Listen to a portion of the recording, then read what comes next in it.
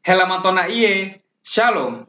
Halo Bapak dan Mama, perkenalkan saya Heski, anggota tim unit KKN PPM Universitas Gajah Mada tahun 2021 periode 4 di Desa Lobohede, Kecamatan Sabu Mesara, Sabu Rejua, Nusa Tenggara Timur.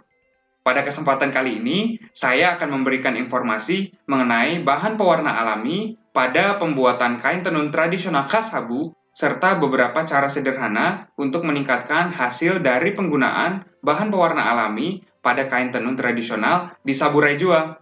Selamat menyaksikan!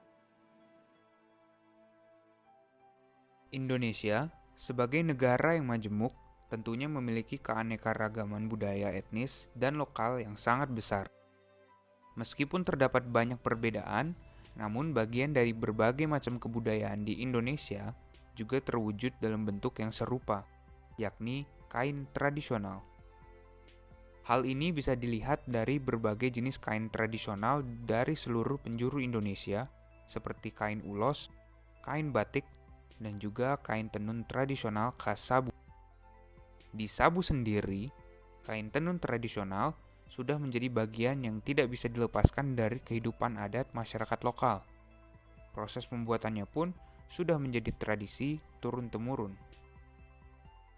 Salah satu hal yang menjadi ciri khas dari kain tenun tradisional Sabu adalah warna yang dihasilkan dari pewarna alami. Proses pewarnaan alami ini merupakan salah satu aspek nilai budaya yang memberikan keindahan tersendiri bagi kain tenun tradisional khas Sabu, sehingga layak dipertahankan. Namun seiring berjalannya waktu, penggunaan pewarna alami semakin berkurang dikarenakan berkurangnya sumber daya alam serta adanya bahan pengganti seperti benang toko dan pewarna kimia. Penggunaan benang toko dan pewarna kimia dalam pembuatan kain tenun tradisional memang lebih praktis dan variatif. Namun, hal ini dapat menghilangkan nilai budaya warisan yang sudah ada sejak turun-temurun. Hal yang menjadikan tradisi unik di mata dunia. Selain itu, zat-zat dalam pewarna kimia berisiko mengganggu kesehatan para pengrajin tenun tradisional. Oleh karena itu, diperlukan cara-cara untuk meningkatkan hasil pewarna alami yang sudah ada agar tetap bisa dimanfaatkan dengan baik dalam pembuatan kain tenun tradisional khas Sabu. Sejarah singkat pewarna alami. Teknik pewarnaan alami dalam pembuatan kain telah dilakukan oleh masyarakat etnis di berbagai bagian dunia sejak zaman dahulu. Pewarna alami mulai dikembangkan pertama kali di Cina dan India sekitar 7.000 tahun yang lalu. Masyarakat di zaman dahulu, seperti masyarakat Romawi kuno, menggunakan daun dan akar tanaman, kulit kayu, serangga, serta hewan laut untuk mewarnai berbagai macam kain yang mereka gunakan, utamanya kain dalam pakaian tradisional mereka. Di Indonesia, penggunaan pewarna alami berjalan seiring perkembangan budaya tenun berabad-abad lalu. Dari catatan sejarah serta prasasti zaman kerajaan-kerajaan kuno di Indonesia, ditemukan adanya kegiatan menenun serta pemakaian pewarna alami yang terbatas. Inilah mengapa tradisi tenun tradisional menggunakan pewarna alami memiliki nilai sejarah yang begitu besar. Bahan pewarna alami tenun Sabu. Pewarnaan alami kain tenun tradisional khas Sabu menggunakan beberapa jenis tanaman sebagai bahan utamanya. Umumnya, warna alami yang dapat ditemukan pada motif dan corak kain tenun tradisional khas Sabu meliputi merah coklat, kuning jingga, dan biru hitam. Warna-warna indah ini dihasilkan dari pengolahan beberapa jenis tanaman lokal yang tersebar di Sabu Rejua. Berikut tanaman-tanaman yang digunakan sebagai bahan pewarna alami kain tenun Sabu. Akar mengkudu. Corak warna merah coklat pada kain tenun khas Sabu dihasilkan dari pengolahan akar pohon jenis tanaman tertentu. Jenis tanaman yang dimaksud adalah mengkudu atau noni, dikenal juga secara lokal dengan nama kabo. Mengkudu merupakan salah satu dari beberapa jenis dalam kelompok tanaman Morinda dan sudah menjadi bahan alami tertua dan paling populer digunakan oleh pengrajin kain di berbagai belahan dunia, termasuk kain tradisional di Indonesia bagian timur seperti di Sabu. Rimpang kunyit. Seperti corak merah, corak warna kuning jingga pada kain tenun khas Sabu juga dihasilkan dari pengolahan akar atau rimpang jenis tanaman tertentu. Jenis tanaman yang dimaksud adalah kunyit atau yang dikenal secara lokal dengan nama keonyi.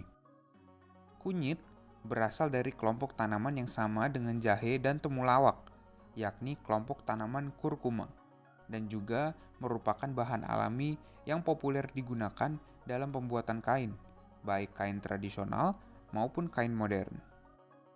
Warna kunyit yang sangat mencolok bahkan membuatnya digunakan dalam campuran pewarna kimia. Daun nila. Corak warna biru hitam pada kain tenun khas Sabu juga dihasilkan dari pengolahan daun jenis tanaman tertentu. Jenis tanaman yang dimaksud adalah nila, dikenal juga dengan sebutan taum, tarum, atau indigo. Daun nila yang digunakan oleh masyarakat Sabu dalam pewarnaan kain tenun tradisionalnya merupakan satu dari ratusan jenis tanaman serupa dari sebuah kelompok tanaman yang bernama Indigofera. Tanaman nila dibawa masuk oleh bangsa Eropa dari benua Afrika ke Indonesia pada tahun 1800-an dan sejak saat itu mulai populer digunakan dalam pembuatan kain tradisional Indonesia seperti batik dan juga tenun khas Sabu. Itu tadi penjelasan terkait asal bahan-bahan pewarna alami utama dalam tradisi pembuatan kain tenun tradisional khas Sabu. Selanjutnya, saya akan memberikan informasi terkait berbagai metode sederhana yang dapat dilakukan untuk meningkatkan hasil pewarnaan alami pada pembuatan kain tenun tradisional Sabu. Mordan. Salah satu cara meningkatkan hasil dari pewarna alami adalah dengan menggunakan zat yang disebut mordan.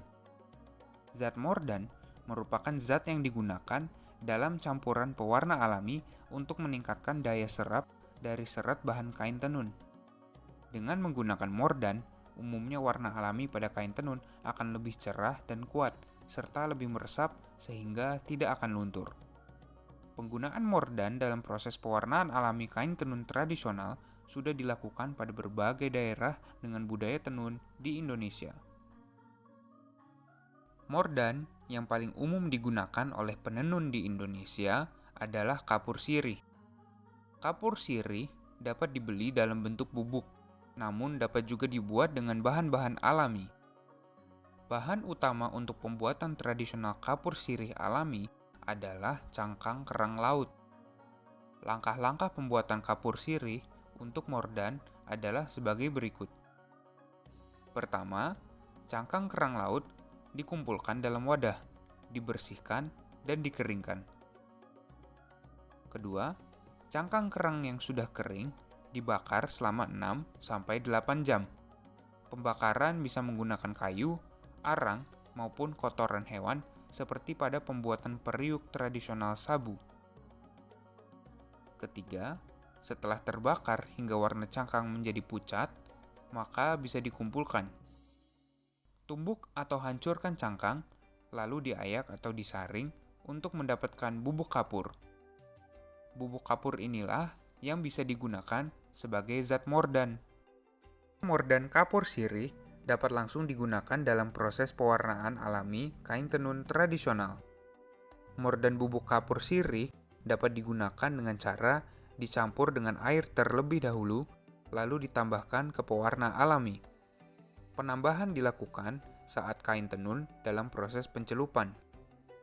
Pastikan mordan kapur sirih tercampur dengan rata. Kain tenun juga benar-benar ditekan agar mordan dapat membantu penyerapan warna. Penggunaan mordan kapur sirih ini terutama sangat cocok bagi pewarna merah dari akar mengkudu serta biru hitam dari daun nila.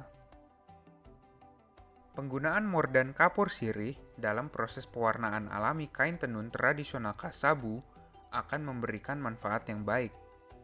Mordan bubuk kapur sirih mengandung zat yang disebut aluminium. Zat ini adalah sejenis garam logam yang diperkirakan berfungsi sebagai penguat yang membantu penyerapan warna merah coklat serta biru hitam yang didapat dari akar mengkudu dan daun nila ke dalam serat kapas kain tenun. Alhasil, warna merah dan biru hitam pada kain tenun akan lebih kuat serta lebih cerah. Karena proses penyerapan warna menjadi lebih baik dan lebih cepat, maka dengan menggunakan mordan, penenun akan menghemat waktu pewarnaan kain tenun. Waktu pencelupan biasa yang mencapai 5-6 bulan, dengan mordan dapat dikurangi 2 bulan, sehingga hanya memerlukan 3-4 bulan. Pasta atau bubuk nila. Salah satu solusi dalam mengatasi terbatasnya sumber daya pewarna alami, terutama pewarna biru hitam dari daun nila, adalah pembuatan pasta atau bubuk nila. Keterbatasan sumber daya tanaman nila di alam Sabu mempengaruhi proses pewarnaan alami kain tenun tradisional yang dilakukan para pengrajin. Pewarnaan biru hitam pada kain tenun Sabu lebih banyak dilakukan pada musim penghujan, dikarenakan tanaman nila yang digunakan banyak tersedia di musim tersebut namun sedikit ada di musim kemarau. Hal ini menyebabkan proses pewarnaan biru hitam pada kain tenun Sabu menjadi proses terlama, hingga mencapai 6 bulan waktu pengerjaan. Dengan mengolah pewarna nila menjadi pasta atau bubuk, maka pewarna alami ini dapat diawetkan untuk kemudian digunakan pada musim kemarau ataupun kapan saja diperlukan oleh para penenun. Solusi ini dapat mengurangi waktu yang diperlukan dalam pewarnaan kain tenun. Selain itu, pasta indigo dapat disimpan selama lebih dari 1 tahun, dan waktu penyimpanan bisa lebih lama lagi dalam bentuk bubuk indigo. Bahan-bahan yang diperlukan dalam pembuatan pasta atau bubuk nila antara lain tanaman nila bagian daun dan cabang, mordan kapur sirih, air biasa untuk merendam nila, serta air panas untuk mencampurkan mordan kapur sirih.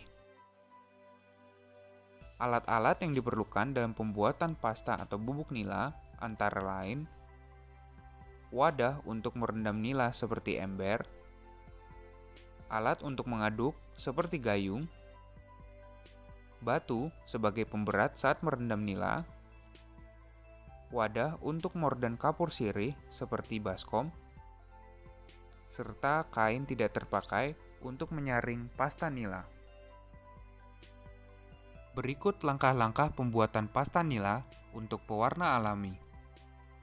Pertama, tanaman nila bagian daun dan cabang yang sudah dipanen diisikan hingga 3/4 wadah, lalu ditumpuk dengan batu agar tertekan. Wadah diisi air hingga seluruh bagian nila terendam.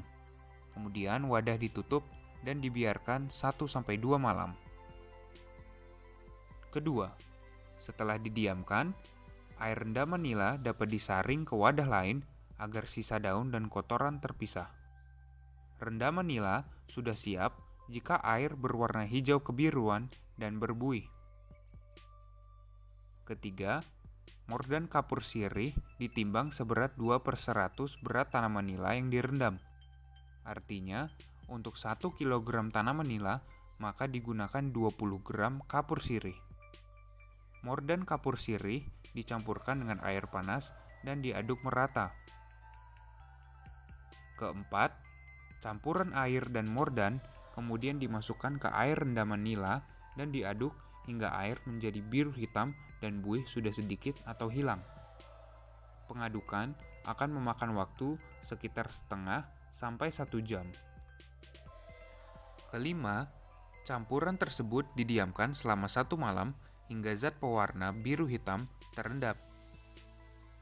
Keenam, setelah dibiarkan mengendap, maka akan terbentuk lapisan air berwarna bening kehijauan di bagian atas serta endapan pewarna biru hitam di dasar wadah.